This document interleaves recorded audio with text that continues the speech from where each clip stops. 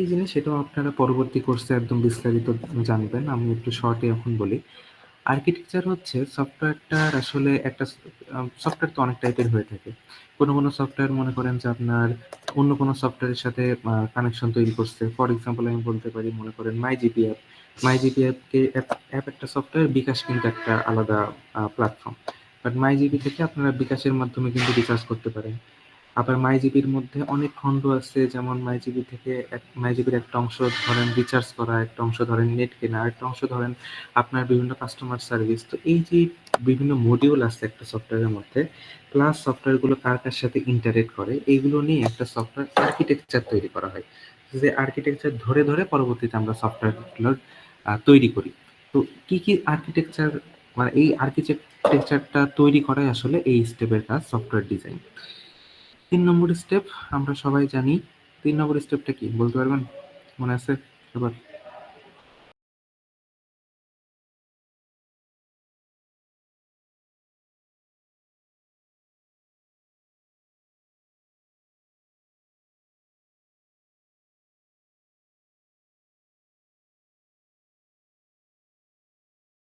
Design ধরে ধরে code করতে হবে। আমাদের ফোর্থ স্টেপে ছিল হচ্ছে, ফাইভতে ছিল হচ্ছে ডিপ্লয়মেন্ট, আর লাস্টে আমাদের মেনটেনেন্স করতে হবে সফটওয়্যার।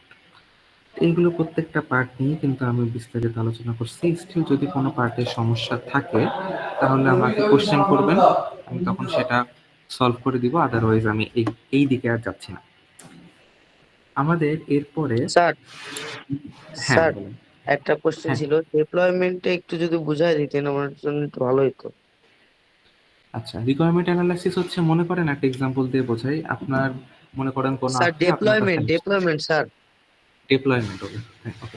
ডিপ্লয়মেন্ট হচ্ছে এই যে মনে করেন ৩ নম্বর স্টেপে আপনি কোডিং করে ফেললেন। কোডিং করার পরে কোডিংটা টেস্ট করলেন ঠিকঠাক কাজ করছে কিনা। টেস্ট করার পরে ঠিকঠাক কাজ করলো, না করলেও আপনারা আবার উপরের স্টেপস গুলোতে পাঠাই। বাট মনে করেন ঠিকঠাক মতো সব কাজ করলো। করার পরে সেটাকে আপনাকে বাজারে ছাড়তে হবে। বাজারে ছাড়তে হবে বলতে বোঝাচ্ছে যে সেটা আপনাকে কোনো প্ল্যাটফর্মে ছাড়তে হবে। যদি আপনার অ্যাপ হয় আপনি গুগল প্লে স্টোরে ছাড়তে পারেন, আপনি কোনো অনলাইন প্ল্যাটফর্মে ছাড়তে পারেন যেখান থেকে কেউ ডাউনলোড করে নিতে পারবে। অথবা আপনি যদি কোনো ব্যক্তির জন্য পার্সোনালি সফটওয়্যারটা তৈরি করেন, যে আমি অমুক প্রতিষ্ঠানের জন্য তৈরি করছি, বা আমি হচ্ছে যে আমার এই কাস্টমারের জন্য তৈরি করছি, তাহলে সেই কাস্টমারের কাছে সফটওয়্যারটা বুঝিয়ে দেওয়াই হচ্ছে ওয়ান কাইন্ড অফ ডিপ্লয়মেন্ট। আবার ডিপ্লয়মেন্ট যদি আমার ওয়েবের ভিত্তিতে আমি বলি, যেমন আমাদের ম্যাক্সিমাম সফটওয়্যারগুলো এখন ওয়েব অ্যাপ্লিকেশন হয়। সো ওয়েব অ্যাপ্লিকেশনের ক্ষেত্রে এই যে ওয়েব অ্যাপ্লিকেশনটা কোথাও একটা হোস্ট করা লাগবে, একটা সার্ভার কিনে সেখানে হোস্ট করা লাগবে। হোস্ট করা মাত্রই আমাদের ইউজারগুলো সেগুলো আমাদের মানে নর্মাল পাবলিক, তারা www.web অ্যাড্রেসের ঠিকানা দিয়ে সেগুলো ইউজ করতে পারবে। এই যে এই জিনিসটাও কিন্তু একরকম বাজারে ছাড়া বলতে পারি আমি। কারণ আমি ধরুন কোনো ব্যক্তির কাছে যখন যখন সফটওয়্যারটা দিব তখন সে ব্যক্তিকে হয়তো বুঝাই দিলাম। কিন্তু আমি যদি জেনারেল পাবলিকের জন্য সফটওয়্যারটা বানাই তাহলে হয়তো আমি কোনো একটা প্ল্যাটফর্মে দিব যেখান থেকে তারা ডাউনলোড করতে পারবে, অনেকটা অ্যাপের মতো। অথবা আমি যদি ওয়েব সার্ভারে ডিপ্লয়মেন্ট করি তাহলে সেখান থেকে কেউ www ডট ঠিকানা দিয়ে সেটা ব্রাউজ করতে পারবে। সো এই জিনিসটাকে আমরা বলতেছি ডিপ্লয়মেন্ট। তার মানে ডিপ্লয়মেন্ট স্টেজটা পার হওয়ার পরে কোনো একটা সফটওয়্যার রেডি হয়ে যায় ইউজ হওয়ার জন্য। ক্লিয়ার?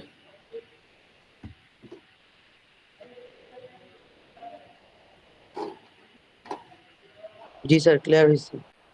Okay, thank you.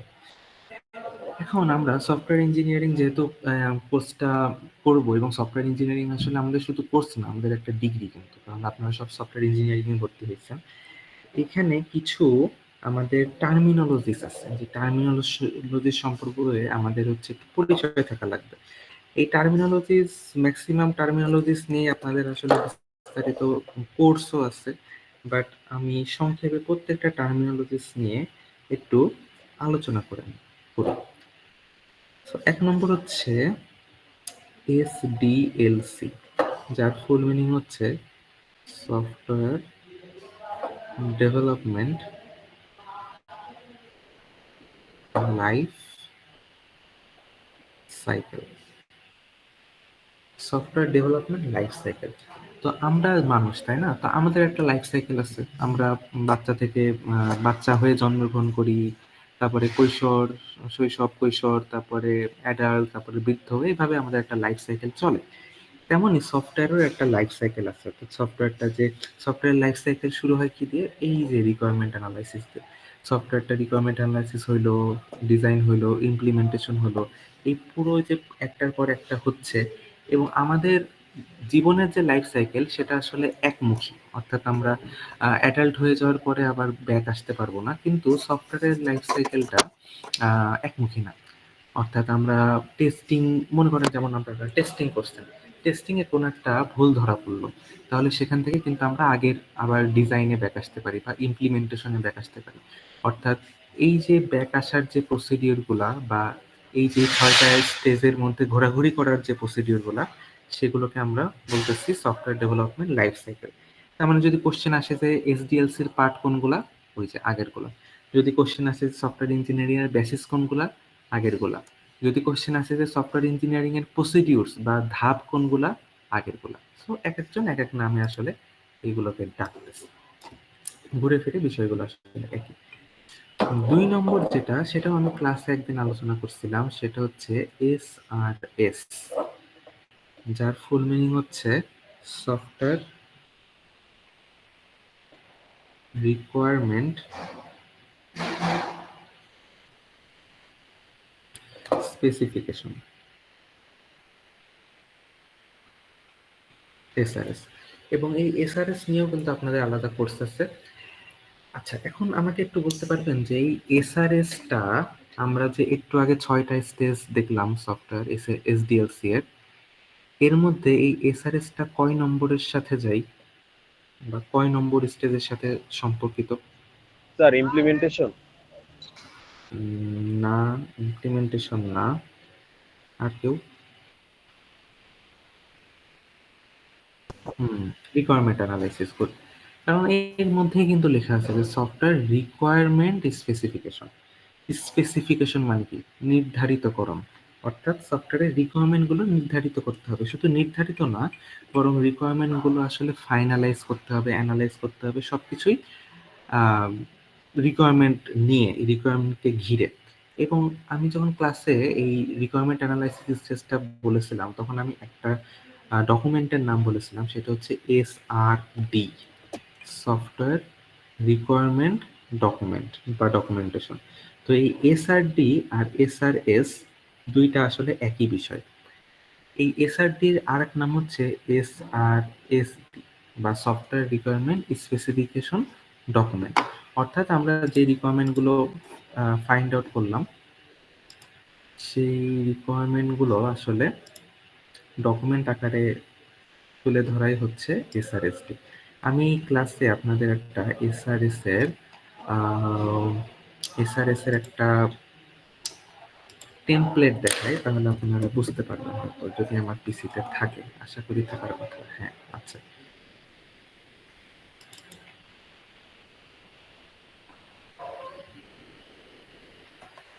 আচ্ছা, মনে করেন এই যে একটা এসআরএস ডকুমেন্ট, হ্যাঁ, এই ডকুমেন্টে কয়টা পেজ আছে? ২৯টা পেজ আছে। এই যে দেখুন, ২৯টা পেজ। এবং এই এসআরএস ডকুমেন্টে আসলে অনেক কিছু থাকে। যেমন প্রথমে এসআরএস ডকুমেন্টে যেটা থাকে, একটা ইন্ট্রোডাকশন থাকে, যে আমি যে প্রজেক্টটা নিয়ে কাজ করতে চাচ্ছি সেই প্রজেক্টটার আসলে কি কি কাজ মানে আমি আসলে কি করবো এই প্রজেক্টে। আমি মনে করেন একটা হেলথ হেলথ সার্ভিস অ্যাপ বানাবো, তাহলে আমার এই অ্যাপটা কি কি হেলথ সার্ভিস দিবে, এই রকমের বিভিন্ন কথাবার্তা ইন্ট্রোডাকশনে লেখা থাকে, মোটিভেশনে লেখা থাকে। আমার এখানে আসলে আমার প্রজেক্টটা কিভাবে কাজ করবে, আমার প্রজেক্টের স্কোপ কি কি আছে, আমার প্রজেক্টটা আসলে কি কি ফিচার দিবে, সেই ফিচারগুলো এখানে পয়েন্ট আউট করা থাকে। আমার প্রজেক্টটা আসলে কবে থেকে শুরু হবে এবং কবে শেষ হবে, তার একটা প্রজেক্ট টাইম লাইন থাকে। এরকম বিভিন্ন কিছু থাকে একটা এসআরএস। অর্থাৎ আমার এই যে দেখুন, এই এই যে রিকোয়ারমেন্টস, হ্যাঁ, নরমাল রিকোয়ারমেন্টস, অর্থাৎ আমার তো একটা প্রজেক্ট আমি বানাচ্ছি, সেখানে অবশ্যই রিকোয়ারমেন্ট আছে। তো রিকোয়ারমেন্ট গুলোকে আসলে ৩ ভাগে ভাগ করা হয়: নরমাল রিকোয়ারমেন্টস, এক্সপেক্টেড রিকোয়ারমেন্টস আর এক্সাইটিং রিকোয়ারমেন্টস। এই সম্পর্কিত পড়াশোনা আমাদের আছে সামনে। তো আমরা যখন কোনো একটা রিকোয়ারমেন্ট অ্যানালাইসিস করব, তখন আমাদের টোটাল মনে করেন আপনার ১৬টা রিকোয়ারমেন্ট হলো। তার মধ্যে কিছু রিকোয়ারমেন্ট থাকবে যেগুলো নর্মাল, যেগুলো আসলে বলা লাগে না বা বলেছে বা না বললেও আসলে এগুলো করতে হয়, এই রিকোয়ারমেন্ট গুলো থাকবে। যেমন আমার এই প্রজেক্টের জন্য 7টা নর্মাল রিকোয়ারমেন্টস আছে। কিছু থাকবে হচ্ছে এক্সপেক্টেড। এক্সপেক্টেড হচ্ছে যেগুলো কাস্টমার বলে নাই বাট আমাকে করতে হবে। মনে করেন কাস্টমার আপনাকে বলল যে সে একটা ডক্টর অ্যাপয়েন্টমেন্ট অ্যাপ বানাতে চায়। তাহলে ডক্টর যে আপনি অ্যাপয়েন্ট করবেন, তাহলে আপনার একটা প্রোফাইল থাকা লাগবে, ডক্টরের একটা প্রোফাইল থাকা লাগবে। এই কথাটা ধরেন বলে নাই আহ, আপনার কাস্টমার আপনার কাছে, কিন্তু আপনি তো জানেন যে এটা করা লাগবে, অর্থাৎ এটা এক্সপেক্টেড। সে বলে নাই ঠিক আছে, বাট এটা তো আসলে এক্সপেক্টেড, এটা ছাড়া তো হবে না। তো এই ধরনের যে রিকোয়ারমেন্ট গুলো সেগুলো এই আন্ডারে পড়বে। আর কিছু থাকে হচ্ছে এক্সাইটিং রিকোয়ারমেন্টস। এক্সাইটিং রিকোয়ারমেন্টস হচ্ছে কাস্টমার বলে নাই, আপনারও দেওয়ার অতটা দরকার নাই, বাট এই ফিচারটা যদি থাকে আপনার অ্যাপের মধ্যে বা সফটওয়্যারের মধ্যে, তাহলে এটা সফটওয়্যারকে একটা অন্য পর্যায়ে নিয়ে যাবে। তো সেগুলোকে আমরা বলবো এক্সাইটিং রিকোয়ারমেন্টস। এক্সাইটিং রিকোয়ারমেন্টস যত ভালো হবে, যত বেশি হবে, তত সফটওয়্যারটার নাম ডাক হবে। আপনি মনে করেন যে ফর এক্সাম্পল ক্যালকুলেটর একটা অ্যাপ, যদি আপনি প্লে স্টোরে সার্চ দেন অনেকগুলো ক্যালকুলেটর অ্যাপ আছে, সবার বেসিক কাজ কিন্তু সেম, যে সবাই ক্যালকুলেশন করে। কিন্তু কিছু অ্যাপে এমন কিছু এক্সট্রা ফিচার দেয় আহ, যার কারণে কিন্তু সেই অ্যাপটা অনেক পপুলার হয়ে যায়। ধরেন একটা ক্যালকুলেটর অ্যাপে ফিচার দিল যে আপনার ইমেজ, মানে আপনি ফোন থেকে ছবি তুলে কোনো একটা কিছু ক্যালকুলেশন করতে পারবেন, তাহলে সেই অ্যাপটা কিন্তু অনেক মার্কেট ডিমান্ড পায়। তো এই জিনিসগুলো হচ্ছে এক্সাইটিং রিকোয়ারমেন্টস। এরকম বিভিন্ন সিনারিও, বিভিন্ন ডায়াগ্রাম নিয়ে একটা এসআরএস ডকুমেন্ট তৈরি হয়। আচ্ছা, আমরা সংক্ষেপে দেখলাম তাহলে এসআরএস কি। 3 নম্বর যে টার্মিনোলজি আমাদের অনেক সময় কাজে লাগবে সেটা হচ্ছে ইউএমএল, যার ফুল মিনিং হচ্ছে ইউনিফাইড মডেলিং ল্যাঙ্গুয়েজ।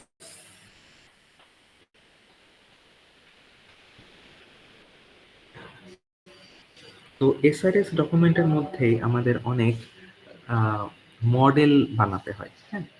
যেমন একটা ইউএমএল ডায়াগ্রামে যদি আপনাদের এক্সাম্পল দিই বা দেখাই জিনিসটা কিরকম হয়।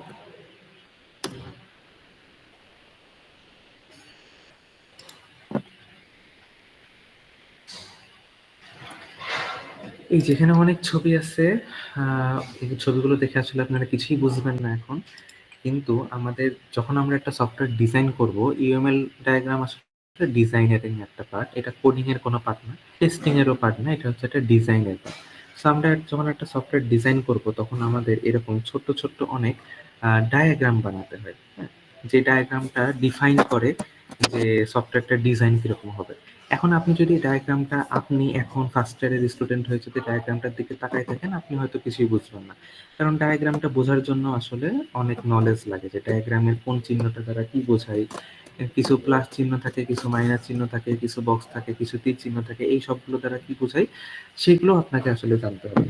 কিন্তু আপনি যখন একবার জেনে ফেলবেন, তখন আপনি কোন একটা সফটওয়্যারের ডায়াগ্রামটা দেখেই বুঝে ফেলতে পারবেন যে সফটওয়্যারটার কাজ কি, সফটওয়্যারটা আসলে কত কি কি পার্ট আছে, বা সফটওয়্যারটা আসলে কেমনে কাজ করে।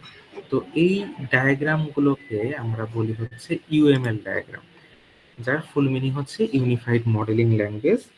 এই ল্যাঙ্গুয়েজকে ফলো করে যে ডায়াগ্রামটা বানানো হয়।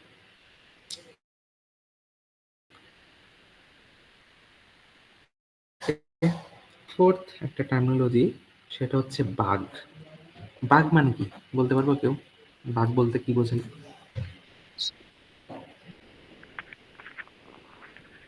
স্যার, ভাগ অর্থ কম্পিউটারে হলো কোনো পোকা। ভুল হলে। হুম, পোকা, তাই না? ওই যে গার্ডেনে বা বাগানের মধ্যে যদি কোনো পোকা, কীট কীট পতঙ্গ থাকে, তাহলে আমরা সেগুলোকে বাগ বলি। তো আমাদের সফটওয়্যারের মধ্যে কি তাহলে কোনো কীট পতঙ্গ থাকবে না? সফটওয়্যারের মধ্যে কোনো কীট পতঙ্গ থাকবে না, কিন্তু সফটওয়্যারের মধ্যে কিছু ভুল থাকবে। ভুল কেন থাকবে? কারণ সফটওয়্যারটা আসলে মানুষ বানায়, মানুষ তো কখনো 100% কারেক্ট হতে পারে না। তাই মানুষ যখন কোড করে বা মানুষ যখন সফটওয়্যারটা ডিজাইন করে, এই যে আর্কিটেকচার বানায়, তখন মানুষের কিছু না কিছু ভুল হয়। তো এই ভুলগুলো থেকে, এই ভুলগুলোকে আমরা বলি হচ্ছে বাগ। যেমন মনে করেন যে আমরা ফেসবুক তো সবাই ইউজ করছি, ফেসবুক ইউজ করতে করতে মাঝে মাঝে ধুপধাপ করে ফেসবুকে কিছু বন্ধ হয়ে যায়, শাটডাউন হয়ে যায়, ফেসবুক অ্যাপটা কাজ করে না, বা মনে করেন যে আপনি কোনো একটা জায়গায় ক্লিক করছেন, আপনি জানেন যে এটা ক্লিক করলে এই কাজটা হবে, কিন্তু সেটা হচ্ছে না কোনো একটা সময়ে, আপনাকে পুরো অ্যাপটা আবার রিসেট দিতে হচ্ছে, ক্লিয়ার করে আবার নতুন করে ওপেন করতে হচ্ছে, তখন কাজ করতেছে। এই যে কিছু সময় কাজ করলো, কাজ করলো না, এই জিনিসটা আসলে কোডের কোনো একটা পার্টের দোষের কারণে হতে পারে। তো যদি সেটা হয় তাহলে আমরা সেটাকে বলি হচ্ছে বাগ। আচ্ছা, এরপরে একটা জিনিস আছে, সেটা হচ্ছে প্যাচ। প্যাচ কথাটার সাথে কেউ পরিচিত আছেন?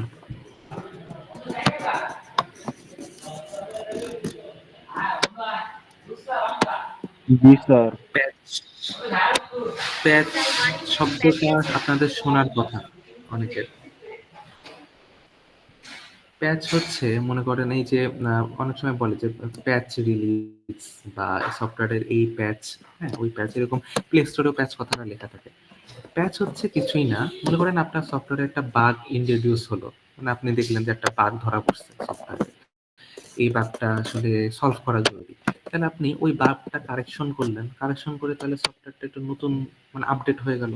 এই আপডেটটা যখন আপনি আবার রিলিজ করবেন, ডিপ্লয়মেন্ট করবেন, তখন এই আপডেটটাকে বলা হয় প্যাচ। যেমন আমরা আম, যদি প্লে স্টোরে যাই, প্লে স্টোরে যে কোনো অ্যাপ আপনি অ্যাপে ক্লিক করলে দেখতে পারবেন সেখানে কিছু ভার্সন থাকে, যে এই অ্যাপটা এত ভার্সন, এত ভার্সন, বা এর একটা প্যাচ প্যাচ রিলিজ হয়েছে। এই প্যাচগুলো আসলে এই যে বিভিন্ন বাগ হয়, বাগের পরে প্রত্যেকটা সফটওয়্যার একটা ভার্সন ইনক্রিজ করে। যেমন আগে হয়তো ভার্সন ছিল 2.8.2, এখন সেটা হয়ে গেছে 2.8.3। তার মানে এই যে ভার্সন আপডেট হচ্ছে, এই জিনিসটাই হচ্ছে এক এক ধরনের এক একটা প্যাচ। ওকে, এরপরে আমাদের আর তেমন কিছু নাই। আমাদের আরেকটা জিনিস জানা থাকা ভালো, যেটা হচ্ছে, স্যার না এটা দেখা দরকার নেই। স্যার প্যাচটা একটু আচ্ছা, আরেকবার এর মধ্যে বলবেন? হ্যাঁ, কোনটা? প্যাচটা। প্যাচ, প্যাচ হচ্ছে এই যে বাগ ইন্ট্রোডিউস হলো আমার সফটওয়্যারে, তাহলে এই বাগটা আমি কারেকশন করলাম, কারেকশন করে সফটওয়্যারের নতুন একটা ভার্সন তৈরি হলো, এই ভার্সনটাকে আমরা প্যাচ বলতেছি। তার মানে আগে তো আপনি যে নতুন একটা সফটওয়্যার বানাইছিলেন সেটা তো একটা ভার্সন, এখন নতুন সফটওয়্যারে বাগ কারেকশন করছেন, মানে আপনি কোডিং এ কোথাও না কোথাও চেঞ্জ করছেন, তো চেঞ্জ করার ফলে নতুন একটা ভার্সন তৈরি হলো, এই ভার্সনটাই হচ্ছে প্যাচ।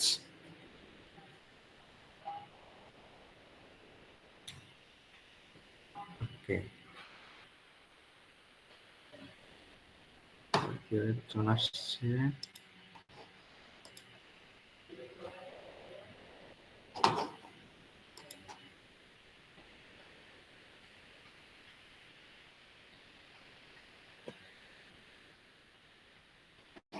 আচ্ছা, এখন তাহলে আমরা একটু সংক্ষেপে সফটওয়্যারের হিস্ট্রিটা জানবো, হ্যাঁ, যে সফটওয়্যার আসলে কবে থেকে তৈরি করা শুরু হয়েছে, সফটওয়্যার কবে কি, এই সংক্ষেপে একটা হিস্ট্রি জানবো। হিস্ট্রি থেকে ছোটখাটো 1-2 মার্কের মতো কোশ্চেন আসতে পারে, যে সফটওয়্যারের এই এই পর্যায়টা, এই হিস্ট্রিটা ব্যাখ্যা করো। Software history. সফটওয়্যার আসলে খুব বেশি দিনের পুরাতন কোনো কিছু না। সফটওয়্যার তৈরি শুরু হয়েছে আসলে 1945 সালের দিক থেকে। 1945 সালের দিকে সফটওয়্যার ইঞ্জিনিয়ারিং বলে যে একটা ইঞ্জিনিয়ারিং হতে পারে, সফটওয়্যার এর আগের থেকে ছোটখাটো সফটওয়্যার বানানো হতো, বাট সফটওয়্যার ইঞ্জিনিয়ারিং এর গোড়াপত্তন আসলে 1945 সালের দিকে। সফটওয়্যার ইঞ্জিনিয়ারিং এর প্রথম যে ধাপটা বা প্রথম একটা আমরা বলি যুগ বা একটা আহ, কাল, সেটা হচ্ছে 1945 থেকে 1965। এই কালকে বলা হয় দ্য অরিজিনস। অরিজিনস অর্থাৎ অরিজিন মানে কি, সূচনা, প্রারম্ভিক। তাহলে এই এই পর্যায়ে সফটওয়্যারটা আসলে, সফটওয়্যার ইঞ্জিনিয়ারিংটা আসলে পৃথিবীতে শুরু হয়েছে।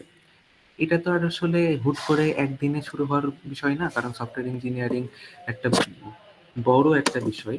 এই 20 বছর লেগে গেছে মোটামুটি সফটওয়্যারটা তৈরি হওয়ার পেছনে, যে একটা ইঞ্জিনিয়ারিং লাগে এইটা বুঝতে, এবং ওই ইঞ্জিনিয়ারিং ফলো করে সফটওয়্যারটা তৈরি হতে। এরপরে 1965 সালের পরে, 1965 থেকে 1985 সাল, এটাকে বলা হয় দ্য সফটওয়্যার ক্রাইসিস পিরিয়ড। তো ক্রাইসিস পিরিয়ড কেন বলা হতো? কারণ এই পর্যায়ে আসলে কম্পিউটিং এর যে পাওয়ারটা, সে পাওয়ারটা আগের বছরগুলোর তুলনায় অনেক বেড়ে গেছে। এখন কম্পিউটিং এর পাওয়ার তো অনেক বেশি, বাট আগে একদম 1945 থেকে 1965 সালের মধ্যে যেই কম্পিউটিং পাওয়ার আমাদের ছিল, সেগুলো ছিল খুবই নগণ্য। সেই তুলনায় 1965 থেকে 1985 সালে কম্পিউটিং পাওয়ার অনেক বেড়ে যায়। মানে কম্পিউটারগুলো আরো অনেক শক্তিশালী হয়, আরো অনেক ডাইভার্স কাজ করতে পারে। কিন্তু কম্পিউটিং পাওয়ার বাড়ার সাথে সাথে সফটওয়্যার তৈরি করার জন্য যে বাজেট লাগে, একটা রিলায়েবিলিটি আছে, সেইগুলো আসলে অনেক বেড়ে যায়। অনেক বেশি বাজেট লাগা শুরু করে, অনেক বেশি হচ্ছে সিস্টেম লাগা শুরু করে, অনেক বেশি কস্টিং বেড়ে যায়, অনেক বেশি টার্মিনোলজিস টেকনোলজিস বেড়ে যায়। এই কারণে সফটওয়্যারকে এই পর্যায়ের এই যে যুগটা, এই 20 বছরকে বলা হয় একটা ক্রাইসিস পিরিয়ড। তখন আসলে সফটওয়্যার যে তৈরি করবে কেউ, কিন্তু সফটওয়্যার তৈরি করার জন্য যে এই যে এত কিছু লাগতেছে, এই জিনিসটা অনেকে তখন আবার মানতে পারতো না, যে আমি একটা সফটওয়্যার তৈরি করব, তার পেছনে আমার এত খরচ করতে হবে, আমার কম্পিউটার কিনতে হবে, আমার এত সার্ভার আপলোড দিতে হবে, আমার এত বাজেটিং এর ইস্যু আছে, আমার এত লোক হায়ার করতে হবে। এই জিনিসটা তখন অনেক জটিল ছিল, এই জন্য এটাকে বলা হয় সফটওয়্যার ক্রাইসিস পিরিয়ড। এরপরে 1985 সাল থেকে 1989 সাল পর্যন্ত সময়কে বলা হয় নো সিলভার বুলেট।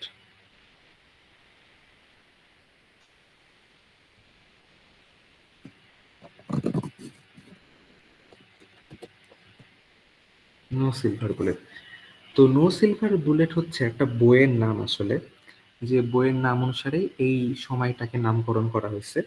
বইটার লিখেছিল হচ্ছে ফ্রেড নামে একজন ব্যক্তি। তো সে ওই বইয়েতে বলে যে কোন একটা কিছুর আসলে কোন একটা সিঙ্গেল সলিউশন থাকে না, সবকিছুর সলিউশন অনেক টাইপের হয়, এবং সলিউশনগুলো আসলে আমার সফটওয়্যারের মধ্যে আস্তে আস্তে সলিউশনগুলো যখন আসবে, তখন আমরা সফটওয়্যারকে আস্তে আস্তে আরো ইমপ্রুভ করতে পারবো। তিনি তার বইতে এই কথাটা লিখে, যে কথাটা কি আরেকবার রিপিট করি, যে কোনো একটা কিছুর সিঙ্গেল সলিউশন হয় না, সবকিছুরই ডাইনামিক সলিউশন থাকে, এবং সলিউশনগুলো ইউজ করে আমি একটা সফটওয়্যারকে আস্তে আস্তে ইমপ্রুভ করতে পারি। তার মানে এটা দ্বারা কি বোঝায়, যে এই পর্যায়ে আসলে যে সফটওয়্যার গুলো তৈরি হতো, সেই সফটওয়্যার গুলো আসলে এরকম ডাইনামিক সফটওয়্যার হতো। এই পর্যায়ে অনেক সফটওয়্যার তৈরি হয়েছে যেগুলো এখনো পর্যন্ত টিকে আছে, এখনো পর্যন্ত ইউজ হচ্ছে। কেন ইউজ হচ্ছে? কারণ ওই যে কোনো একটা কিছু সিঙ্গেল সলিউশন হয় না, তার মানে নতুন নতুন সলিউশন বা নতুন নতুন রিকোয়ারমেন্ট আবিষ্কার হয়েছে বা আবির্ভাব হয়েছে, তখন সেটা সফটওয়্যারের সাথে ইনজেক্ট করা হয়েছে। এই যে নতুন নতুন কোনো কিছু সফটওয়্যারের সাথে ইনজেক্ট করা যায়, এই জিনিসটা এই পর্যায়ে আমাদের ইন্ট্রোডিউস হয়। এরপরে 1990 থেকে 1999 সাল পর্যন্ত বলা হয় হচ্ছে প্রমিনেন্স অফ ইন্টারনেট।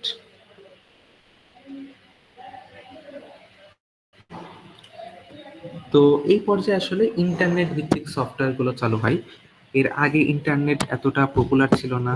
ইন্টারনেট আবিষ্কার হয়েছিল কিছু বছর আগে, 1980 সালের দিকে। তো ইন্টারনেট ইউজ করে যে সফটওয়্যার তৈরি করা যায়, বা ইন্টারনেটের মাধ্যমে যে সফটওয়্যারটা রান করা যায়, একটা সফটওয়্যার যেমন আজকে আমরা ফেসবুক ইউজ করতে পারি ডেস্কটপে, আমাদের ইউটিউব ইউজ করতে পারি আমরা www.windows.com, এটা ক্লিক করে উইন্ডোজে বা যে কোনো অপারেটিং সিস্টেমে বা যে কোনো ব্রাউজারে আমরা ইউটিউব চালাতে পারি। এই জিনিসগুলো কিন্তু আসলে ইন্টারনেটের কারণে পসিবল হয়েছে, যেগুলোর সূত্রপাত হয় এই 9 বছরে। এরপরে 2000 থেকে 2015 সাল পর্যন্ত যুগকে বলা হয় লাইট ওয়েট মেথোডোলজিস। এই পর্যায়ে আসলে এর আগ পর্যন্ত সফটওয়্যার ইঞ্জিনিয়ারিং জিনিসটা আসলে দাঁড়াই গেছে, সফটওয়্যার টুকটাক তৈরি হচ্ছে, কিন্তু সফটওয়্যার এই 2000 সালের আগ পর্যন্ত যে সফটওয়্যারগুলো তৈরি হতো সেগুলো ছিল অনেক বড় বড় সফটওয়্যার, অনেক বড় সাইজের সফটওয়্যার, অনেক কমপ্লেক্স সফটওয়্যার। কারণ সেগুলোতে খুব একটা সফটওয়্যার ইঞ্জিনিয়ারিং এর মেথোডোলজিস গুলো ইউজ করা হতো না।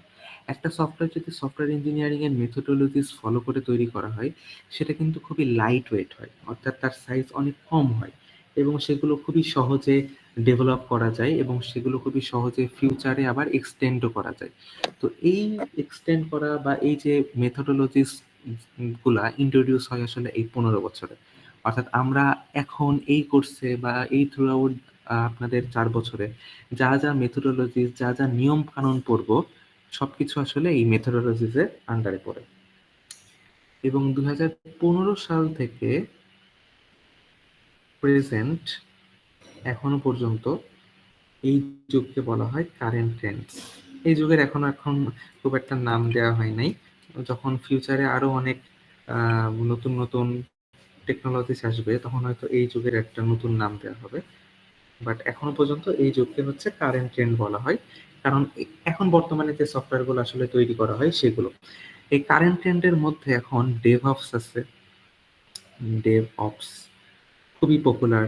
এখন হচ্ছে সিআইসিডি টার্মিনোলজিস আছে, এগুলো অনেক পপুলার।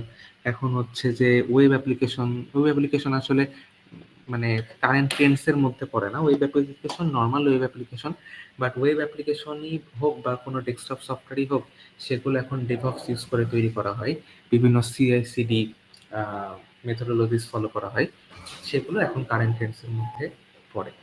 তো এই জিনিসগুলো এখন হচ্ছে যে এখন মোটামুটি 2015 সালের পর থেকে এখনো পর্যন্ত, এখন 2025 সাল, এখন পর্যন্ত যে সফটওয়্যার গুলো সেগুলো সবই মোটামুটি এই টার্মিনোলজিস গুলো ফলো করে তৈরি করা হয়।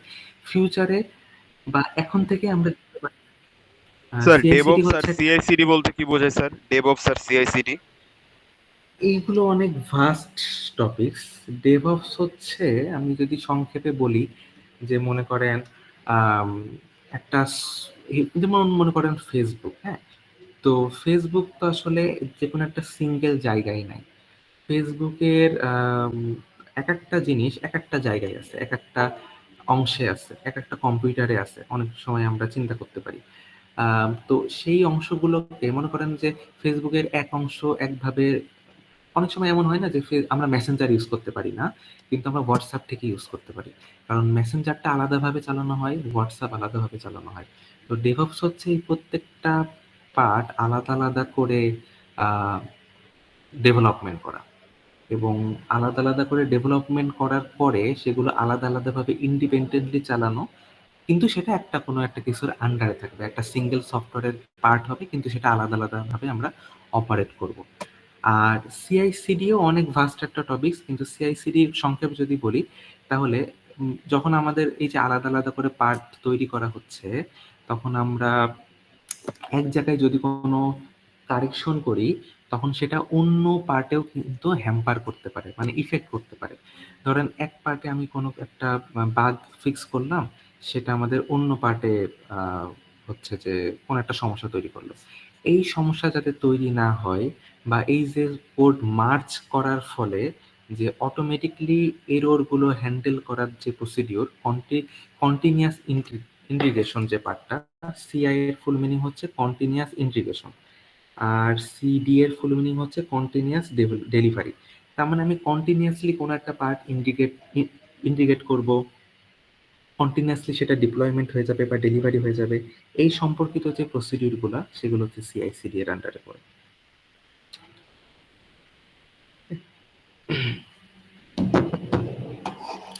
আর কারো কোনো কোশ্চেন এই পার্ট থেকে?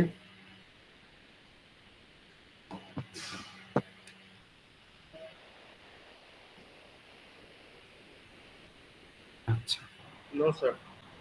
আচ্ছা, তাহলে আমরা হচ্ছে এখন, এতক্ষণ আমরা মোটামুটি যা পড়াশোনা করছি মোটামুটি সব ছিল হচ্ছে আমাদের সংজ্ঞা বেসড, হ্যাঁ, বোঝার বা এর অনেক সুযোগ কম ছিল। বাট এখন আমরা যে পড়াশোনাগুলো করব সে পড়াশোনাগুলো অনেক ইম্পর্টেন্ট। একটা মিনিট।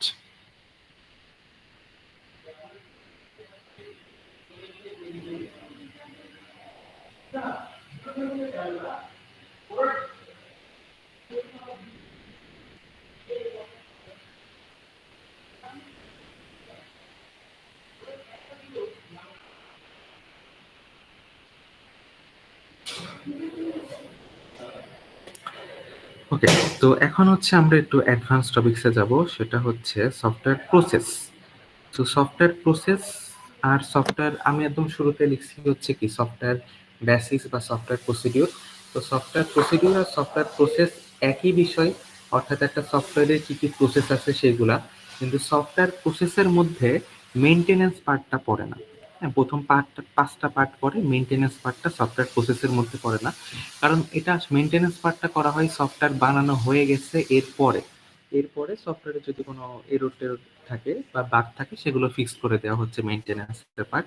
বাট সফটওয়্যার প্রসেসের আন্ডারে প্রথম 5টা পার্ট পড়বে, এবং 5টা পার্টের নাম আমরা একটু অন্যভাবে লিখি।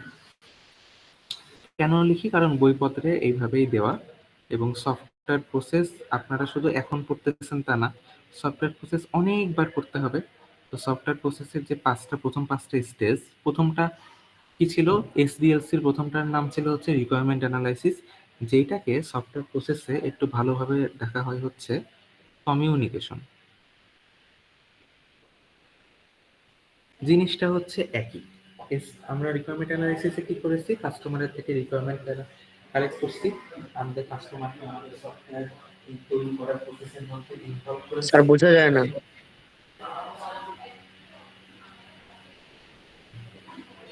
বুঝতেছি না স্যার। স্যার আপনার কথা বোঝা যাচ্ছে না। হ্যাঁ, সরি, আমি একটু ওইদিকে গেছিলাম, দরজাটা খোলা ছিল। সো কমিউনিকেশন যেটা, সেটা হচ্ছে রিকোয়ারমেন্ট অ্যানালাইসিসেরই মতো। রিকোয়ারমেন্ট অ্যানালাইসিসে আমরা যা করছি, যে কাস্টমারকে আমাদের সাথে ইনভলভ করছি, কাস্টমারের সাথে রিকোয়ারমেন্ট কালেকশন করছি, এই জিনিসটাকে এই পার্টে কমিউনিকেশন নামে ডাকা হয়। কারণ এই যে কাস্টমারের সাথে যোগাযোগ করছি আমরা, এই জন্য এটাকে কমিউনিকেশন নামে ডাকা হয়। 2 নম্বরটার নাম ওখানে ছিল সফটওয়্যার ডিজাইন, আর এখানে তাকে ডাকা হয় হচ্ছে সফটওয়্যার প্ল্যানিং বা শুধু প্ল্যানিং। প্ল্যানিং এ আগের মতোই যা ওখানে কাজ, এখানেও তাই কাজ। 3 নম্বরটাকে বলা হয় হচ্ছে মডেলিং। একটু খেয়াল করেন, মডেলিং মডেলিংটা আর প্ল্যানিংটা এই দুইটা মিলে কিন্তু আমাদের সেকেন্ড স্টেজটা ছিল। অর্থাৎ আমাদের এখানে যে সফটওয়্যার ডিজাইনটা না, এই ডিজাইনটার মধ্যেই আসলে এই প্ল্যানিং আর মডেলিং দুইটাই ইনজেক্ট করা আছে ডিজাইনটার মধ্যে। তো ওই 2 নম্বরটা ভেঙে এখানে 2 আর 3 নম্বরটা করা হয়, দুইটাকে আলাদা আলাদাভাবে ভাঙা হয়। আর এখানে 4 নম্বর স্টেজটা হচ্ছে কনস্ট্রাকশন। কনস্ট্রাকশন হচ্ছে মেনলি ওই আগেরটার ইমপ্লিমেন্টেশন, অর্থাৎ কোডিং পার্টটা, যেখানে আমরা শুধু কোডিং করব। আর 5 নম্বর এখানে আছে হচ্ছে ডিপ্লয়মেন্ট। এই ডিপ্লয়মেন্টের মধ্যে আগেরটার হচ্ছে ডিপ্লয়মেন্ট তো অবশ্যই আছে, প্লাস টেস্টিংও আছে। আমি যদি একদম পাশে একটু সংক্ষেপে লিখে রাখি যে এটার কমিউনিকেশনটা আগেরটার 1 নম্বরের সাথেই, এটার প্ল্যানিং ফেজটা আগেরটার 2 নম্বরের সাথে ম্যাচ খায়, এটার মডেলিং পার্টটাও আগেরটার 2 নম্বরের সাথে সম্পর্কিত, এটার কনস্ট্রাকশন পার্টটা আগেরটার 3 নম্বরের সাথে সম্পর্কিত, আর এটার ডিপ্লয়মেন্টের পার্টের মধ্যে আগেরটার 4 নম্বর আর 5 নম্বর দুইটাই আছে। অর্থাৎ 4 নম্বরটা কি ছিল? টেস্টিং ছিল। সেই টেস্টিংটা এখানে আলাদা করে কোনো প্রসেসের মধ্যে রাখা হয় নাই, কিন্তু আমরা যখন কোনো কিছু ডিপ্লয়মেন্ট করি, ডিপ্লয়মেন্টের মধ্যেই বা ডিপ্লয়মেন্ট করার আগেই যে টেস্ট করে ডিপ্লয়মেন্ট করব, সেই জিনিসটা এখানে এর ভেতরে আসলে ইনজেক্ট করা থাকে। তার মানে এই জিনিসটা হচ্ছে একটু সংক্ষেপে ভাগ করা, 5টা ভাগ করা, আর এটা হচ্ছে একটু ডিটেইললি ভাগ করা। বাট যদি আপনার কোশ্চেনের মধ্যে কিছুই না, যদি জাস্ট দেখেন যে প্রসেস কথাটা আছে, এই প্রসেস কথাটা আছে মানেই এই 5টা ধাপে আপনাকে লিখতেই হবে। 5টার একটা কমও লেখা যাবে না, বেশিও লেখা যাবে না। বাট যদি আপনার প্রসিডিওর থাকে, আমরা যদি সফটওয়্যার ইঞ্জিনিয়ারিং এর বেসিস থাকে, আপনার যদি এসডিএলসির পার্ট উল্লেখ করা থাকে, তখন ওই 6টা আপনি ওইভাবে লিখবেন, কোনো সমস্যা নেই। বাট যদি প্রসেস কথাটা থাকে, প্রসেস মানে এই 5টা স্টেজ। এখন আমাকে বলেন যে এই যে 5টা স্টেজ, এই 5টা স্টেজ আসলে কি রকম হয়? প্রথমে কমিউনিকেশন হয়, তারপরে প্ল্যানিং, তারপরে মডেলিং, তারপরে কনস্ট্রাকশন, তারপরে ডেভেলপমেন্ট, আমরা সবাই জানি। কিন্তু সব সময় এটা কি এরকম সিরিয়াল ওয়াইজ চলে নাকি অন্যরকম ভাবেও চলতে পারে, কি মনে হয়? স্যার মেবি অন্যরকম ভাবেও চলতে পারে। হুম, এই যে এই 5টা প্রসেসের মধ্যে কোনটার পরে কোনটা হয়, এই জিনিসটা নিয়ে হচ্ছে আমাদের নেক্সট টপিক, সেটা হচ্ছে প্রসেস মডেল।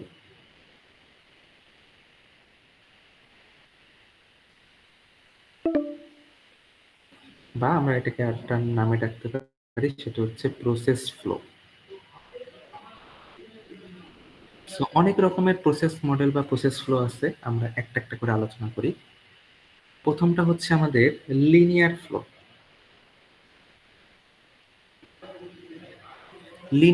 লিনিয়ার কথার অর্থ কি? লাইন, একটা লাইনের মতো, একটা অর্থাৎ একদিকে যাচ্ছে। যেমন নদী যখন প্রবাহিত হয়, তো নদী এসে একদিকে প্রবাহিত হয়, এই জিনিসটাকে আমরা লিনিয়ার বলতে পারি। তো লিনিয়ার প্রসেস হচ্ছে তাহলে একমুখী হবে, যেমন নদীর পানি কিন্তু আবার অন্যদিকে ব্যাক আসে না, একই দিকে চলতে থাকে, একই দিকে স্রোত হতে থাকে। তেমন এই লিনিয়ার প্রসেসটা হচ্ছে একমুখী হবে। তো লিনিয়ার প্রসেসে আমাদের যেই প্রসেসগুলো আছে, অর্থাৎ আমাদের আছে হচ্ছে কি কমিউনিকেশন,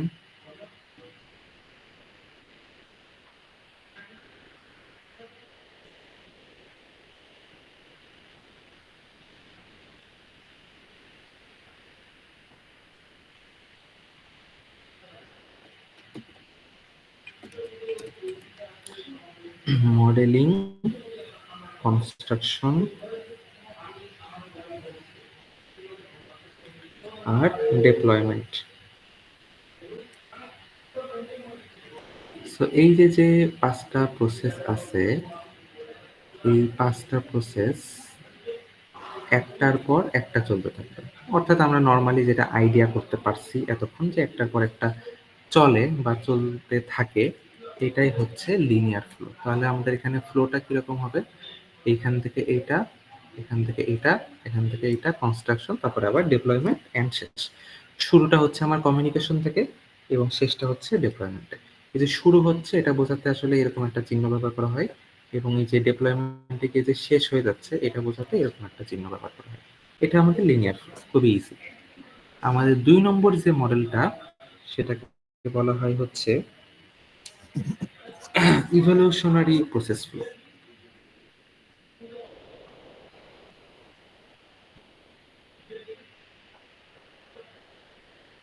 ইভ্যালুয়েশনারি, ইভ্যালুয়েশনারি মানে ইভ্যালুয়েশন করা, অর্থাৎ প্রতিবার আমরা ইভ্যালুয়েশন করব।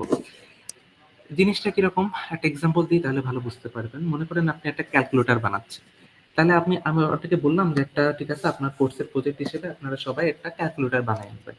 আপনারা সবাই ক্যালকুলেটর বানান, ক্যালকুলেটর সফটওয়্যারটা।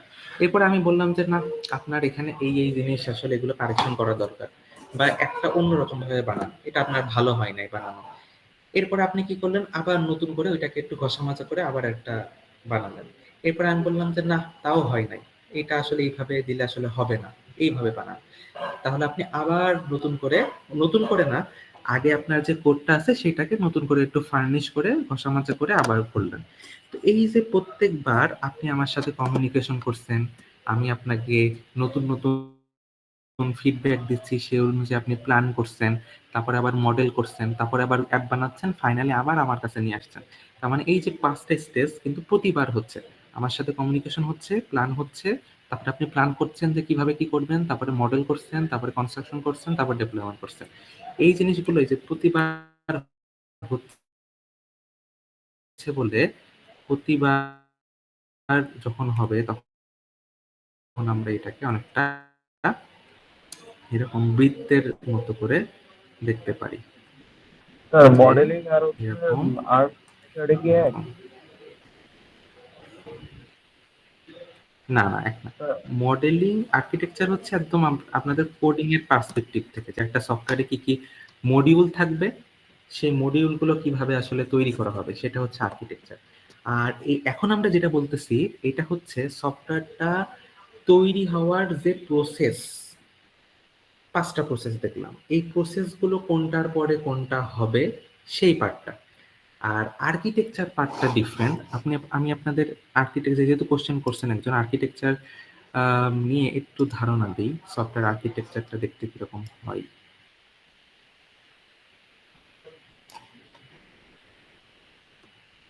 এবং এটা কিন্তু কনফিউশন থাকা খুবই স্বাভাবিক, কারণ এগুলো হচ্ছে খুবই কমপ্লেক্স বিষয়, অনেকেরই কনফিউশন থাকে যে এইটা আর এটা কি সেম জিনিস কিনা।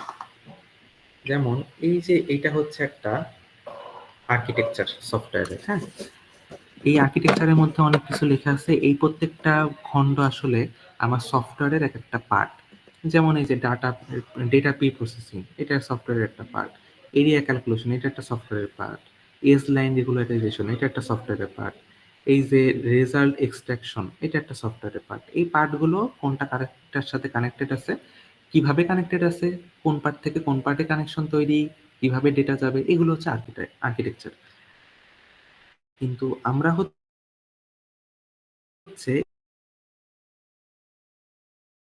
এই এই যে সফটওয়্যার গুলো বানাচ্ছি, বানানোর মধ্যে ফেজ গুলো আছে, সেই ফেজ গুলো কোনটা কানেক্টের সাথে কিভাবে কানেক্টেড। তো আমাদের ইভলিউশনারি ফ্লোতে আসলে প্রথমে কমিউনিকেশন থেকে প্ল্যানিং এ তো যাবে, প্ল্যানিং থেকে থাকবে, এখান থেকে একবার শুরু হয়ে এটা চক্রাকারে চলতে থাকবে। কিভাবে, ওই যে যেটা বললাম যে আপনি ক্যালকুলেটর একটা বানাইছেন, দিয়ে আমি একটা ফিডব্যাক দিলাম, আবার আপনি চেঞ্জ করলেন, আবার ফিডব্যাক দিলাম, আবার চেঞ্জ করলেন, আবার নতুন করে মানে আগে যতটুকু প্ল্যান ছিল নতুন করে যদি কোনো কিছু আবার প্ল্যান করার প্রয়োজন হয় করলেন, মডেলিং করলেন, কনস্ট্রাকশন করলেন, আবার আমার কাছে ডিপ্লয়মেন্ট করলেন। এই যে বারবার রিপিটেডলি এই কাজটা করা হচ্ছে ইভলিউশনারি প্রসেস ফ্লো। ওকে, কারো কোনো কোশ্চেন থাকলে করব। স্যার এটা কি কমিউনিকেশন থেকে শুরু করে আবার কমিউনিকেশনে ফিরে আসবে? হ্যাঁ, মানে মনে করেন একবার কমিউনিকেশন থেকে ডেপ্লয়মেন্ট পর্যন্ত একবার মনে করেন আমি আপনাকে বললাম যে হ্যাঁ আপনি একটা ক্যালকুলেটর বানান, তাহলে আপনার সাথে আমার একটা ইনিশিয়াল কমিউনিকেশন হলো, দেন আপনি প্ল্যান করলেন, দেন মডেল করলেন, কনস্ট্রাকশন করলেন, ডিপ্লয়মেন্ট করলেন, স্যার পরে আমার কাছে নিয়ে আসলেন, একটা স্যার একটা সাইকেল। প্রশ্ন ছিল স্যার। এরপরে হ্যাঁ, হ্যাঁ বলেন। স্যার এটা কি হচ্ছে এসডিএলসি এর সাথে কি সম্পৃক্ত? আচ্ছা আচ্ছা, বলতেছি। আগে কোশ্চেনটার অ্যান্সার দিই। তাহলে কমিউনিকেশন থেকে এই যে ডেপ্লয়মেন্ট পর্যন্ত আসলো, এটা হচ্ছে একটা ফেজ, একটা সাইকেল। ডেপ্লয়মেন্ট হওয়ার পরে আমি আবার বললাম যে না এটা হয় নাই, এটা আসলে এইভাবে তৈরি করতে হবে, বা আসলে কাস্টমাররা এই জিনিসটা এইভাবে এখন চাচ্ছে, আগের মতো চাচ্ছে না। তাহলে আপনাকে আবার কমিউনিকেশন থেকে আবার জিনিসগুলো রিপিটেড করে আবার ডেপ্লয়মেন্ট করতে হবে। এরপরে আমি আবার বললাম যে না আসলে হয় নাই, আবার রিপিট করলাম। এরপরে আমি বললাম যে হ্যাঁ হইছে, তাহলে আপনি ফিনিশ করে দিলেন। তাহলে এই যে বারবার আসলে কমিউনিকেশন প্ল্যানিং করতে আর বারবার জিনিসটা কারেকশন করা লাগতেছে। কারেকশন শুধু না, অনেক সময় এমনও হয় যে শুধু কারেকশন না, বরং নতুন করে তৈরি করা লাগতেছে। কাস্টমারের রিকোয়ারমেন্ট একদমই চেঞ্জ হয়ে গেছে, নতুন করে তৈরি করা লাগতেছে। তখন সেটা আবার কমিউনিকেশন থেকে শুরু হবে, আবার প্ল্যানিং থেকে নতুন করে শুরু হবে। তো এই জিনিসগুলো হচ্ছে ইভ্যালুয়েশনারি ফ্লো। অর্থাৎ প্রত্যেকবার আমি নতুন নতুন করে সফটওয়্যারটাকে ইভ্যালুয়েশন করতেছি যে সফটওয়্যারটা আসলে ঠিকঠাক আছে কিনা। যদি ঠিকঠাক থাকে ফাইন, আমার কাজ শেষ। যদি ঠিকঠাক না থাকে তাহলে আবার প্ল্যানিং আবার নতুন করে করে আবার সফটওয়্যারটাকে ডেভেলপ করতেছি। আরেকটা যে কোশ্চেন ছিল সেটা হচ্ছে এসডিএলসি আর এই জিনিসটা সেম কিনা। এসডিএলসি হচ্ছে একটু ব্রড আকারে ভাঙা হয়, প্রসেসটা হচ্ছে একটু ছোট আকারে ভাঙা হয়। হ্যাঁ, প্রসেস হচ্ছে একটু পুরাতন মতবাদ, এসডিএলসি হচ্ছে নতুন মতবাদ। কিন্তু দুইটা বিষয় বলতে আসলে একই জিনিস বোঝায়, কিন্তু বইয়ের মধ্যে বা সব জায়গায় এই দুইটাকে আলাদা আলাদা ভাবে ডিফাইন করে এবং আলাদা আলাদা ভাবে ভাগ করে। যেমন প্রসেসের ভাগ হচ্ছে এই 5টা, কমিউনিকেশন থেকে ডিপ্লয়মেন্ট পর্যন্ত। কিন্তু এসডিএলসির পার্ট হচ্ছে 6টা। সেখানে আবার মেইনটেনেন্স বলে একটা পার্ট আছে, সেখানে হচ্ছে আবার টেস্টিং বলে একটা পার্ট আছে, যেগুলো এখানে নাই। কারণ এইটা হচ্ছে সফটওয়্যার শুধু বানানোর জন্য যে অংশটুকু সেটা। আর আমার মেইনটেনেন্স যেটা আমি বললাম সেটা সফটওয়্যার বানানোর কোনো অংশ না, সেটা সফটওয়্যার বানানো হয়ে গেলে তারপরের কোনো একটা অংশ। এই জন্য দুইটার মধ্যে সামান্য 19-20 পার্থক্য আছে। আমরা যখন কোশ্চেনে লিখবো বা আমরা যখন ফিউচারে এগুলো নিয়ে আরো কাজ করব, তখন একটু খেয়াল করব যে আমার প্রসেস কথাটা আছে কিনা। যদি প্রসেস থাকে তাহলে আসলে এই 5টা হবে। যেখানে প্রসেস কথাটা আছে সেখানে এই 5টা ভাগে ভাগ হবে, আদারওয়াইজ অন্য কিছু থাকলে অন্য অন্য ভাগে ভাগ হবে। ওকে, আমরা লিনিয়ার ফ্লো দেখলাম, তাহলে আমরা ইভলিউশনারি ফ্লো দেখলাম। আমাদের নেক্সটে আমরা দেখব হচ্ছে ইটারেটিভ ফ্লো।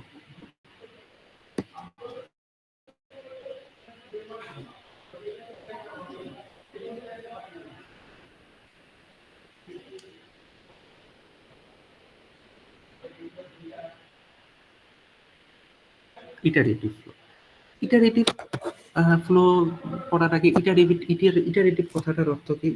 ইটারেটিভ কথাটার অর্থ হচ্ছে বারবার করা, রিপিটেডলি করা। তার মানে আমরা যদি এমন হয় যে রিপিটেডলি কোন একটা কিছু করতেছি, কোন একটা প্রসেস রিপিটেডলি করতেছি, তখন সেটাকে বলবো হচ্ছে ইটারেটিভ ফ্লো। তাহলে আপনি বললেন, তাহলে আপনারা বলতে পারেন যে তাহলে আগেরটার সাথে এটার পার্থক্য কি হলো? আগেরটার সাথে এটার পার্থক্য আছে। কি পার্থক্য? একটু চিত্র এঁকে বোঝাই, তাহলে বুঝতে পারবেন ভালোভাবে। ইটারেটিভ ফ্লো হচ্ছে, মনে করেন আমি কমিউনিকেশন করলাম, তারপরে আমার প্ল্যানিং করলাম। প্ল্যানিং করার পরে দেখলাম যে না, অনেক কিছু কমিউনিকেশনে মিস হয়ে গেছে। তাহলে আমি প্ল্যানিং থেকে আবার কমিউনিকেশনে ব্যাক আসলাম। এসে কমিউনিকেশন আবার যখন কমপ্লিটলি হয়ে গেল, তখন প্ল্যানিং এ গেলাম। এবার আবার প্ল্যানিং ঠিকঠাক হয়ে গেছে, তাহলে আমি মডেলিং এ চলে গেলাম। মডেলিং এ গিয়ে দেখলাম যে মডেলিংটা আসলে হচ্ছে না, এই মডেলিং ট্রাই করতে হচ্ছে, ওই মডেলিং ট্রাই করতে হচ্ছে, বিভিন্ন প্রকারের মডেলিং আছে। তাহলে মডেলিংটা বারবার করে আমি করলাম, করার পরে মনে করেন যে ঠিক আছে, মডেলিং একটা ফাইনালি ফিক্সড হলো, তাহলে আমি কনস্ট্রাকশন ফেজে গেলাম। তাহলে আমি কোড শুরু করলাম। কোডিং এর মধ্যে গিয়ে দেখলাম যে না, কনস্ট্রাকশন করতে গিয়ে আবার কোনো ভুল হচ্ছে। মানে আমি এই যে এই পার্টটা আসলে এই পার্টের সাথে কানেকশন হবে কিনা, সেটা আসলে কমিউনিকেশন ফেজে ক্লিয়ার হয় নাই। তাহলে এখান থেকে আমি আবার কমিউনিকেশন ফেজে ব্যাক আসলাম। এমনও হতে পারে যে কনস্ট্রাকশন ফেজ থেকে আমি প্ল্যানিং ফেজেও ব্যাক আসতে পারি। প্ল্যানিং এ হয়তো কোনো গোলমাল ছিল, ব্যাক আসলাম। এসে আবার কনস্ট্রাকশন থেকে যখন আমি কমিউনিকেশন ফেজে ব্যাক আসবো, তখন আমার আবার নতুন করে কমিউনিকেশনটা তৈরি করতে হবে যে আগে এরকম ছিল, আমি তো এরকম এরর পাইছি কাজ করতে গিয়ে, তাহলে এটা আসলে কিভাবে হবে। তাহলে আপনি কাস্টমারের সাথে কমিউনিকেশন সেভাবে তৈরি করে নিলেন, সেভাবে আপনি আবার একটু প্ল্যানিংটাকে আপডেট করলেন, মডেলিংটাকে আপডেট করলেন, করে আবার কনস্ট্রাকশন করলেন। কনস্ট্রাকশন করার পরে ফাইনালি কনস্ট্রাকশন হয়ে গেলে আমরা তখন ডেভেলপমেন্টের দিকে চলে যাব। তার মানে এখন একটু খেয়াল করেন এই দুইটার মধ্যে পার্থক্য কি। ইভলিউশনারিতে প্রত্যেকটা স্টেজ একবার একবার করে করা হয়, করে যদি ভুল থাকে তাহলে আবার প্রত্যেকটা স্টেজ একবার একবার করে করা লাগে। কিন্তু স্যার আমার আমার একটা ডাউট ইটারেটিভ ছিল ফ্লোতে স্যার লাইনার ফ্লো আর ইটারেটিভ ফ্লো, তাহলে তো দুইটা তো সেমই হয়ে গেল না প্রায়? না, সেম না। কেন সেম না? দেখেন, লাইনার ফ্লোতে বা লিনিয়ার ফ্লোতে আমরা প্রত্যেকটা প্রসেস একবার করব, কমিউনিকেশন একবারই হবে, প্ল্যানিং একবারই হবে, মডেলিং কনস্ট্রাকশন ডিপ্লয়মেন্ট একবারই হবে। একবার করব, শেষ। এরপরে আর কোনো কিছু না, আমি আর পেছনে ঘুরে তাকাবো না। কিন্তু ইটারেটিভ ফ্লোতে আমি একটু পেছনে ঘুরে দেখাবো। ইটারেটিভ ফ্লোতে মনে করেন আমার প্ল্যানিংটা ঠিকঠাক হয়নি, আমি আবার কমিউনিকেশনে একটু ব্যাক আসবো। আমার কনস্ট্রাকশন ঠিকঠাক হচ্ছে না, তাহলে আমি আবার কমিউনিকেশনে ব্যাক আসবো বা প্ল্যানিং এ ব্যাক আসবো। মডেলিংটা হচ্ছে না, তাহলে আমি বারবার বিভিন্ন ধরনের মডেলিং টেকনিক ইউজ করে মডেলিংটা করতে থাকবো। তার মানে এই ব্যাক আসাটা লিনিয়ারে নাই। ইভ্যালুয়েশনারি থেকে লিনিয়ার, ইভ্যালুয়েশনারি আর ইটারেটিভ এর মধ্যে পার্থক্য কি? খুব মনোযোগ দিয়ে দেখে শোনেন, বুঝতে পারার কথা।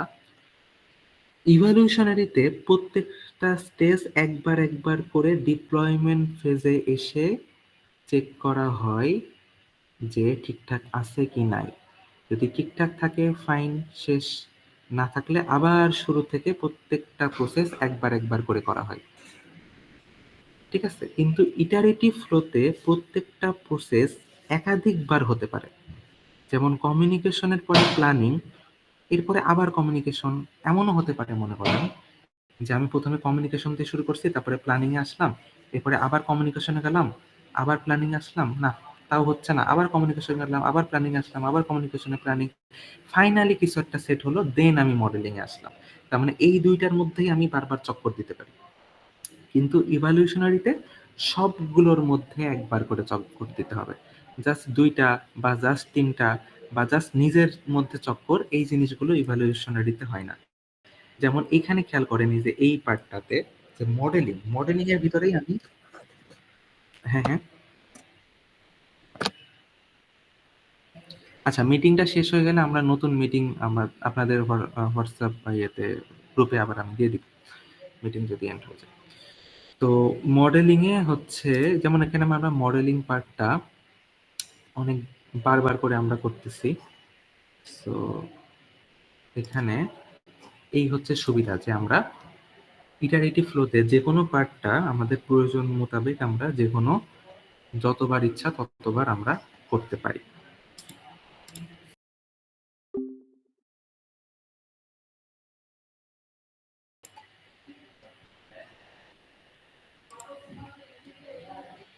হুম, এখন সম্ভবত দেখা যায়। সো প্যারালাল স্যার হচ্ছে স্যার কে টেকনোলজির এটা একটু দেখান তো আবার, আমার তো নেট প্রবলেম ছিল। কোনটা? কে টেকনোলজিস উপরের দিকে। আচ্ছা, কি টেকনোলজি, কি টার্মিনোলজিস। টার্মিনোলজিস হচ্ছে আমাদের এসডিএলসি আছে, এসআরএস আছে, ইউএমএল যেটা একটা ডায়াগ্রাম, মেনলি ডায়াগ্রাম আঁকানো হয়। বাগ যেটা সফটওয়্যারের কোনো ভুল যেটা ঠিক করা হয়, ঠিক করার পরে সফটওয়্যারে যে নতুন ভার্সনটা হয় প্যাচ। আমি আপনাদের এটা দিয়ে দিব, নোটটা দিয়ে দিব। এরপরে যদি কারো কোনো কোশ্চেন থাকে তাহলে পরের ক্লাসে ইয়ে করতে পারবেন। দেখা যাওয়ার যাচ্ছে। দেখা যাওয়ার কথা।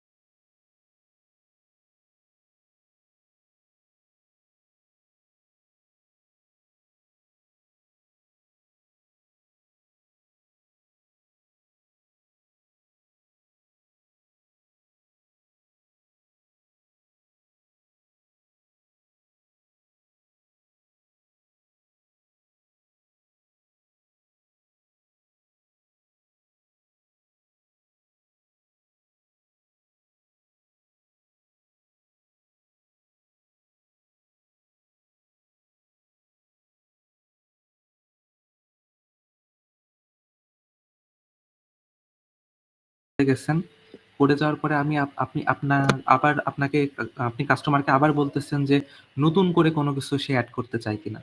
তাহলে সে যদি নতুন করে কোনো কিছু অ্যাড করতে চায়, তাহলে তার সাথে আপনার একটা কমিউনিকেশন হলো। সে নতুন যা অ্যাড করতে চায় সেগুলোকে আপনার আবার প্ল্যানিং করতে হবে যে নতুন এই জিনিসগুলো আমি কিভাবে করব, এই জিনিসগুলো কিভাবে আমার সফটওয়্যারের ভিতরে মডেলিং করাবো, কোড করব, আবার নতুন করে ডিপ্লয়মেন্ট করলেন। তার মানে এইটা ইভ্যালুশনারির মধ্যে যাবে। ক্লিয়ার? জি স্যার, বুঝছি। তাহলে আমাদের এই 4 ধরনের প্রসেস ফ্লো দরকার। এখন আমরা সফটওয়্যারের জন্য কোনটাকে ইউজ করব? হ্যাঁ, এটা একটা কোশ্চেন হতে পারে। অ্যান্সার হচ্ছে আমার ডিমান্ড কিরকম, আমার সফটওয়্যারটার ডিমান্ড কিরকম। হ্যাঁ, জাস্ট একটা মিনিট আমি একটু আসছি।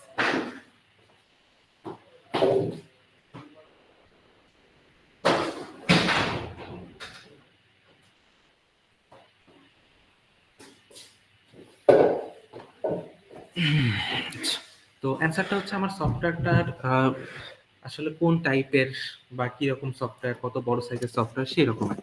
যেমন আপনাকে যদি বলা হয় যে একটা ক্যালকুলেটর বানাবেন, তাহলে হয়তো আপনার সবকিছু একবার করে করলে হয়ে যাচ্ছে, সেটা হয়তো লিনিয়ার ফ্লোতে করবে।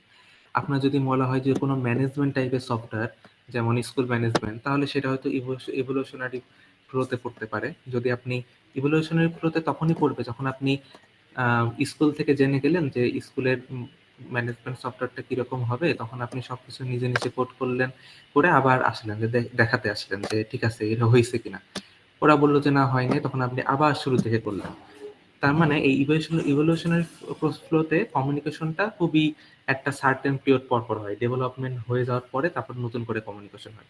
কিন্তু আপনার যদি এমন হয় যে আপনি স্কুলের কমিটির সাথে প্রতিনিয়তই কমিউনিকেশন করছেন, আপনি কিছু একটা মডেলিং বানাচ্ছেন, কিছু একটা প্ল্যানিং করছেন, আবার কমিউনিকেশন করছেন, আপনি কিছু একটা কোড করছেন, তারপরে আবার কমিউনিকেশন করছেন, এরকম যদি প্রতিনিয়ত এই জিনিসগুলো হতে থাকে, তাহলে সেটা হয়তো ইটারেটিভ ফ্লোতে হতে পারে।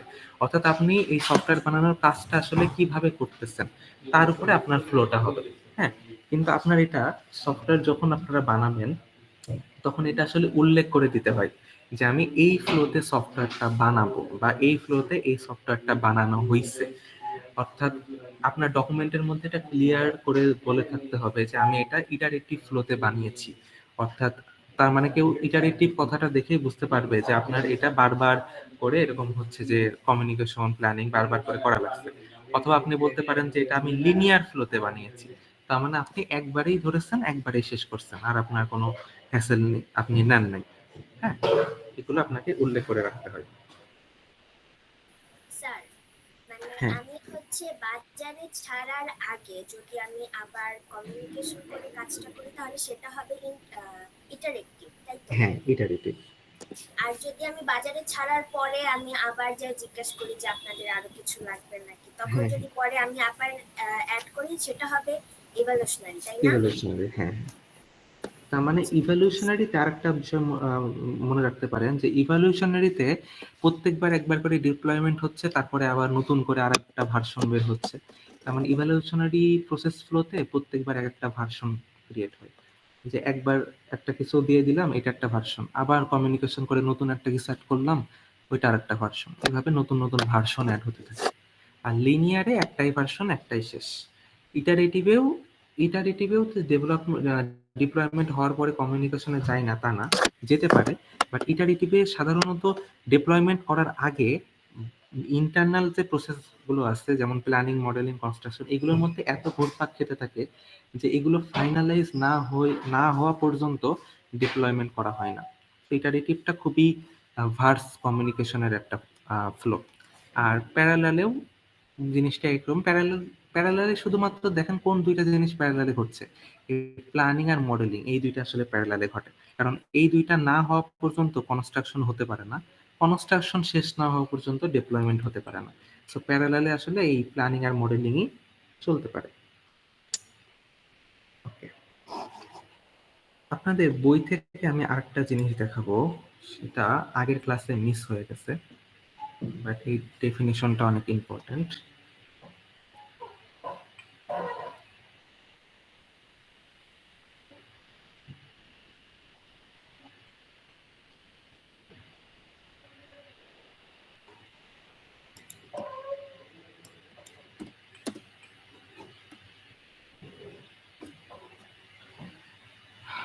আপনাদের বইয়ের মধ্যে দেখবেন যে অনেক কথাবার্তা লেখা আছে। আমরা এই যে প্রথম গত ক্লাসে যে এই সংখ্যাটা পড়ছিলাম, software is instructions, data structure, descriptive information, এই সংখ্যাটা এই যে আপনাদের এখানে আছে। হ্যাঁ, এরপরে আরো অনেক কিছু আছে বইয়ের মধ্যে, আমাদের সবকিছু পড়াও লাগে না। এই যে একটা ওয়্যার আউটের একটা চার্ট আছে, যে প্রথমে সফটওয়্যারটা হচ্ছে যে প্রথম যখন তৈরি করা হয় আস্তে আস্তে সফটওয়্যারটা যত টাইম যায় ফেলার রেট আস্তে আস্তে কমতে থাকে, একটা ফিক্সড পর্যায়ে যায়, তারপরে হুট করে যখন সফটওয়্যারটা ওয়্যার আউট হওয়া শুরু করে তখন এই ফেলার রেটটা অনেক হাই হয়ে যায়, তখন সফটওয়্যার প্রতিটা কাজেই ফেল করতে থাকে কারণ সেটা ওয়্যার আউট হয়ে গেছে।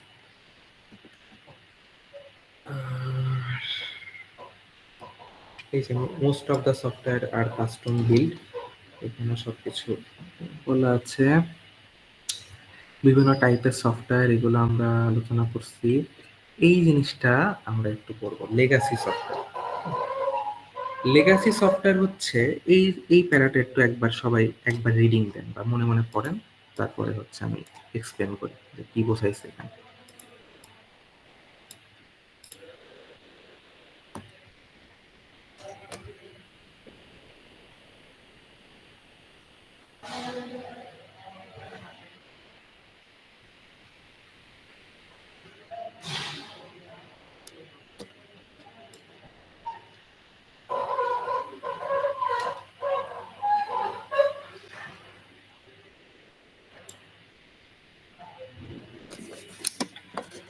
ওকে, সো লেগাসি সিস্টেম সফটওয়্যার কোনগুলা? যেইগুলা হচ্ছে ডিকেডস এগো তৈরি হয়েছে, মানে অনেক আগে তৈরি হয়েছে একটা সফটওয়্যার, এবং এই সফটওয়্যারটা যুগের পর যুগ মডিফাই হচ্ছে। নতুন একটা চেঞ্জ দরকার, মডিফাই হলো। নতুন এই জিনিসটা দরকার, মডিফাই হলো। তার মানে যুগের পর যুগে এই সফটওয়্যারটা মডিফাই হচ্ছে। ডিকেডস আগে তৈরি হয়ে গেছে কিন্তু প্রতিনিয়ত মডিফাই হতে আছে। বাট যেহেতু প্রতিনিয়ত নতুন নতুন জিনিস তৈরি হচ্ছে, তাহলে উচিত কি যে নতুন নতুন জিনিসগুলো নিয়ে ফাইনালি নতুন একটা সফটওয়্যার তৈরি করা, মানে নতুন একটা টাইপের, মানে যে এমন একটা সফটওয়্যার তৈরি করা যেগুলো আসলে আরো অ্যাডভান্স কাজ তৈরি করবে, নতুন ভাবে জিনিসটা প্ল্যান করা। কিন্তু এই জিনিসটা আসলে করা হয় না। হ্যাঁ, বড় কেন করা হয় না? কারণ মানুষ ভয় পায় সফটওয়্যারটাকে ডেভেলপ করতে, বা ইভলভ যেটা বলি, হ্যাঁ, নতুন করে আবার তৈরি করা, সেটা করতে মানুষজন ভয় পায়।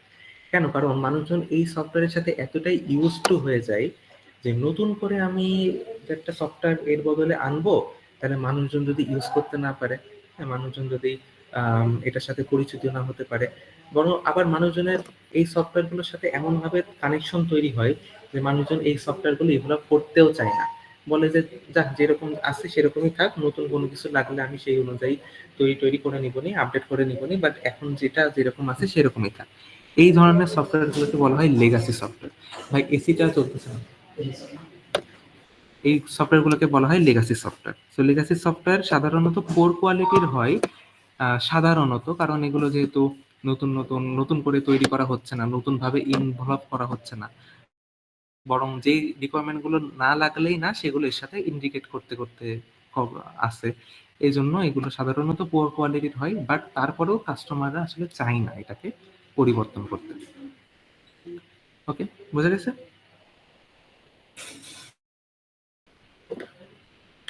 জি স্যার। ঠিক আছে, তাহলে আমরা আজকে মেলা কিছু পড়ে ফেলছি মিডের সিলেবাসের জন্য। আমাদের ঈদের ছুটি যদিও আছে, ছুটি আসলে ছুটি উপভোগ করার জন্য আমরা জানি, কিন্তু আমাদের একটু ছুটির পরে একটু টান দিয়ে পড়াশোনা করতে হবে। কারণ আপনাদের অন্যান্য সেকশনগুলোর কিন্তু অলরেডি একটা কুইজ হয়ে গেছে, আপনাদের একটু টান দিয়ে পড়াশোনা করতে হবে, কারণ আপনাদেরও ঈদের পরে যে উইকটা হবে ওই উইকের সেকেন্ড ক্লাসে সম্ভবত একটা কুইজ আমি নিতে পারি। ফার্স্ট ক্লাসে নিব না, অর্থাৎ ছুটির পরে শুরুতেই যে ক্লাসটা সেই ক্লাসে নিব না, কিন্তু তারপরের ক্লাসটাতে একটা কুইজ হতে পারে। এবং কুইজের সিলেবাস কি? যা পড়ানো হয়েছে শুরু থেকে এ পর্যন্ত যা পড়ানো হয়েছে সেটাই হচ্ছে কুইজের সিলেবাস। আমরা এখন হচ্ছে একটু অ্যাটেন্ডেন্স নিব।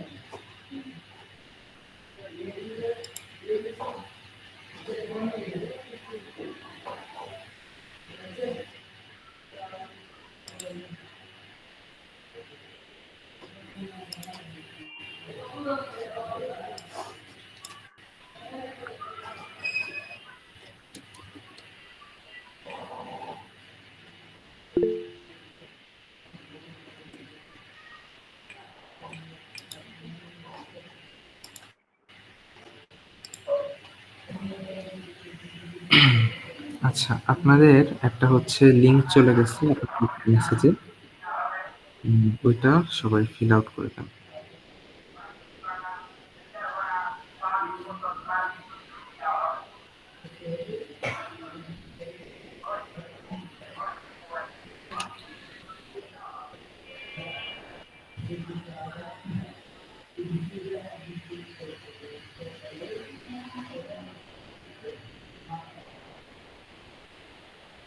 লিঙ্কটা কোথায় দিয়েছেন স্যার? লিঙ্কটা হচ্ছে আপনাদের এই যে মিটের মেসেজে দিয়েছি, আমি আরেকবার দিয়ে দিচ্ছি।